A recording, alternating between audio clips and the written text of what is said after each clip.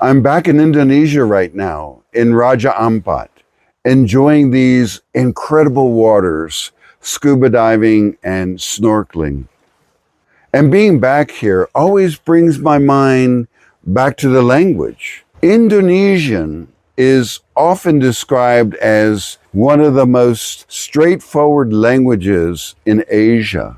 There's no verb conjugation for tense or person, no grammatical gender, no verb endings to memorize. In that sense, Indonesian is similar to other languages here in Asia, such as Chinese, Thai, Lao, etc., where verbs don't change form the way they do in European languages. But that doesn't mean Indonesian is simple. Instead of verb conjugation, Indonesian uses affixes, prefixes, infixes, and suffixes to add meaning and nuance. And this is actually the most challenging part of the language. A single root word can change its meaning depending on which affix it takes, who did the action, whether it was intentional, whether it happened accidentally,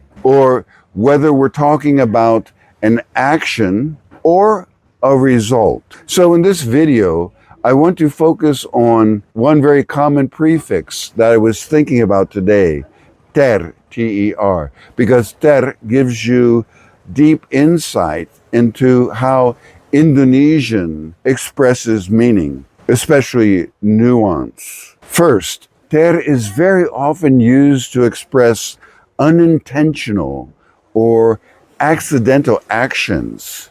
For example, saya terjatuh, I fell accidentally.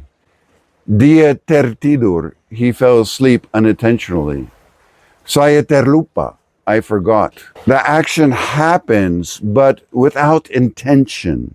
This is very different from an active verb where someone deliberately does something. Compare, saya menjatuhkan buku itu. I dropped the book. But buku itu terjatuh. The book fell. With ter, the focus is not on intention, but on what happened. You kind of have that in Spanish, like, se me olvidó el libro. I forgot my book, but they're actually saying something like, the book forgot me. Here's a second use. Ter can describe a state or result rather than an action. For example, pintu itu tertutup. The door is closed. Jalan itu terblokir. The road is blocked. Dokumen itu tersimpan. The document is stored. Here, we're not talking about who closed the door or who blocked the road. We're simply describing the current condition. Third, ter can express possibility or ability, whether something can be done. For example, buku ini terbaca. This book is readable. Teksnya terlihat. The text is visible. Pekerjaan itu terselesaikan. The job can be completed. This use of ter often implies something is possible under normal conditions. Fourth, ter is used to form the superlative, meaning the most. For example, terbesar, the biggest. Terbaik, the best. Terindah, the most beautiful. Terpenting, the most important. This is one of the most common and productive uses of ter in Indonesian. Fifth, ter is often used for spontaneous or automatic reactions, especially emotional or physical ones. For example, saya tersenyum, I smiled.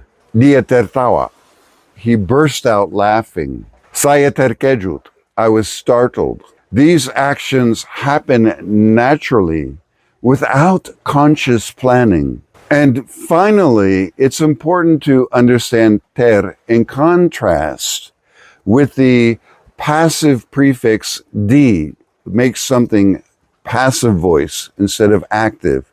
So let's compare pintu itu ditutup. The door was closed by someone. Pintu itu tertutup. The door is closed, not expressing who did it, just the state. Or dia ditangkap. He was arrested. Dia tertangkap. He was caught. He got caught. With D, the action is deliberate and usually implies an agent. With ter, the focus is on the result, not who caused the result. So ter isn't just a grammatical detail. It reflects a way of expressing events where accident, state, result, and possibility often matter more than direct agency, who is doing it. Once you understand how ter works, a lot of Indonesian suddenly becomes clearer and more natural. And that's why this small prefix is such an important key to understanding the language. And a great way to introduce you to the prefixes, infixes, and suffixes used in Indonesia to change the meaning of root words. Like we have ajar, which is related to knowledge and teaching, mengajar, to teach, belajar, to study, and so on. So they can make verbs, nouns, and etc. It's quite fascinating and logical. So once you understand this system, yes, Indonesian becomes very straightforward, but still you must understand the nuances, the differences brought about by the addition of these to the root word. Thank you for listening, and see you in the next video. If you would like to know more about my experience over the past 5 decades, learning and using more than 30 languages around the globe, with adventures in 101 countries so far, then please visit my website, polyglotdreams.com. There you will find my memoir, A Life in 30 Languages, translated in various languages and integrated with audio and dual readers to offer a great way to improve your target languages.